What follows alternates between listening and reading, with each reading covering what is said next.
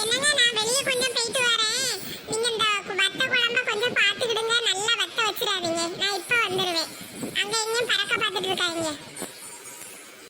சரிம்மா, நான் கரெக்டாக பார்த்து குதிச்ச உடனே நான் ஆஃப் பண்ணிடுவேன். நீ போயிட்டு வா. எந்த அளவுக்கு வத்தணும்னு நம்ம கேட்கவே இல்லையா? குழம்ப நீ சொன்ன அளவுக்கு கரெக்டாக வத்த வச்சிருக்கேன்னு கொஞ்சம் எட்டிப்பாரு. எங்க நான் ஒரு குட்டி கதை உங்களுக்கு சொல்லட்டா? ஒருத்தர் வந்து ஒரு குரங்கு வளர்த்தாரா அவர் வீட்ல. அவர் செய்யற எல்லா வேலையும் கூடவே இருந்து பார்த்துக்கிட்டே இருக்குமா.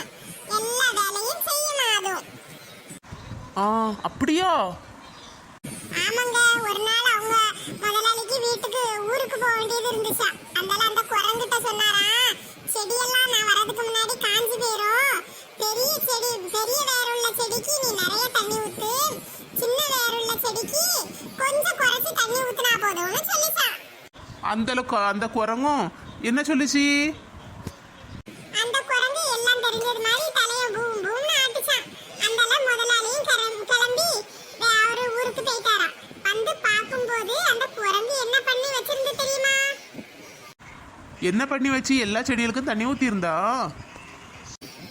இல்ல இல்ல, அவ்வளவு செடியும் புடுங்கி போட்டிருந்து. அந்தால இவருக்கு பார்த்தோன்னே என்னடா இப்படி பண்ணிட்ட அப்படின்னு கேட்டதுக்கு, நீங்க தானே முதலாளி சொன்னீங்க பெரிய வேருள்ள செடிக்கு நிறைய தண்ணி, சின்ன வேருள்ள செடிக்கு குறைச்சு தண்ணி, அதனால எந்தெந்த செடிக்கு எவ்வளவு வேர் இருக்குன்னு புடுங்கி பார்த்தேன் அப்படின்னு சொல்லிச்சான். ஐயோ, அப்படியா? சரி, கதையை கேட்டீங்களே, அந்த குரங்கு யாருன்னு உங்களுக்கு புரிஞ்சுச்சா? அதை விடு. அந்த குரங்கு செடிக்கு தண்ணி ஊத்துச்சா இல்லையா?